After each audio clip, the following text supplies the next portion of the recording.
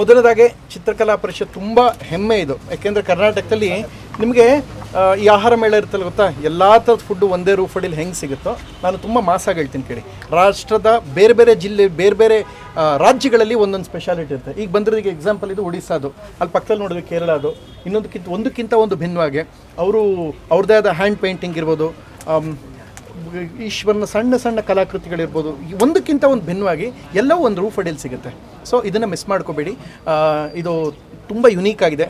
ಬನ್ನಿ, ನೋಡಿ, ಪರ್ಚೇಸ್ ಮಾಡಿ. ಖಂಡಿತ ಮನಸ್ಸಿಗೆ ಇಷ್ಟ ಆಗುವಂಥ ಬಹಳಷ್ಟು ಐಟಮ್ಸ್ ಇದೆ ಇಲ್ಲಿ. ಆ್ಯಂಡ್ ಒಂದಕ್ಕಿಂತ ಒಂದು ಭಿನ್ನವಾಗಿರುತ್ತೆ. ನೀವು ನೋಡೋಕ್ಕೇನು ಬಂದರೆ ತಗೊಳ್ಳೋದೇ ಹೋಗೋದೇ ಇಲ್ಲ.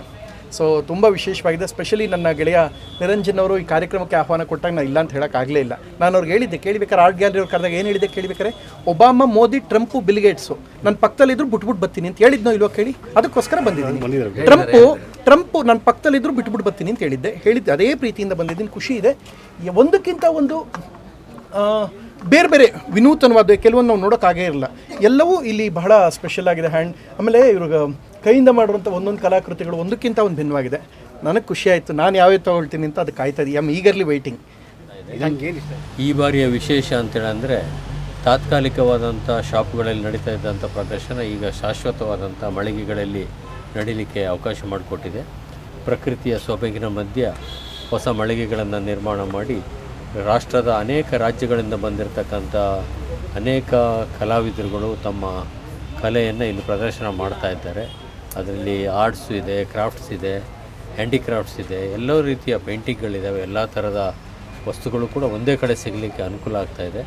ಜೊತೆಗೆ ಇಡೀ ರಾಷ್ಟ್ರದ ಗ್ರಾಮೀಣ ಭಾಗದ ವಿಶೇಷವಾದಂಥ ಕಲಾವಿದರು ಮಾಡಿರ್ತಕ್ಕಂಥ ಆರ್ಟ್ಸ್ ಆ್ಯಂಡ್ ಕ್ರಾಫ್ಟ್ಸ್ ಮೆಟೀರಿಯಲ್ ಏನೇನಿದೆ ಅದೆಲ್ಲವೂ ಕೂಡ ಇಲ್ಲಿ ನೋಡಲಿಕ್ಕೆ ಮತ್ತು ಕೊಳ್ಳಲಿಕ್ಕೆ ಅವಕಾಶ ಇದೆ. ಜೊತೆಗೆ ಈಗ ಹೊಸ ಮಳಿಗೆಗಳಲ್ಲಿ ಓಡಾಡಲಿಕ್ಕೆ ಸಾಕಷ್ಟು ಜಾಗನೂ ಕೂಡ ಇದೆ. ಇನ್ನು ಮುಂದೆ ನಮ್ಮ ಓಪನ್ ಏರ್ ಥಿಯೇಟ್ರ್ ಏನಿದೆ, ಬಯಲು ಮಂದಿರ, ಅಲ್ಲಿ ನಿರಂತರವಾಗಿರ್ತಕ್ಕಂಥ ಸಾಂಸ್ಕೃತಿಕವಾದಂಥ ಚಟುವಟಿಕೆಗಳು ನಡೆಯುವಂಥ ವ್ಯವಸ್ಥೆನೂ ಕೂಡ ಮಾಡಲಾಗಿದೆ. ಹಾಗಾಗಿ ಬೆಂಗಳೂರಿನಲ್ಲಿರ್ತಕ್ಕಂಥ ಎಲ್ಲ ಸಹೃದಯ ನಾಗರಿಕರು ಈ ಸಂದರ್ಭವನ್ನು ಬಳಸಿಕೊಂಡು ಇಡೀ ರಾಷ್ಟ್ರದ ಬೇರೆ ಬೇರೆ ರಾಜ್ಯಗಳಿಂದ ಬಂದಿರತಕ್ಕಂಥ ಗ್ರಾಮೀಣ ಕರಕುಶಲ ವಸ್ತುಗಳನ್ನೇನಿದ್ದಾವೆ ಅದನ್ನೆಲ್ಲ ನೋಡಬೇಕು, ಕೊಳ್ಳಬೇಕು ಮತ್ತು ಆ ರೀತಿಯ ಆರ್ಟಿಸನ್ಸಿಗೆ ಅವರೆಲ್ಲ ಕೂಡ ಪ್ರೋತ್ಸಾಹ ಕೊಡಬೇಕು ಅಂಥೇಳಿ ನಾನು ಮನವಿ ಮಾಡಿದೆ.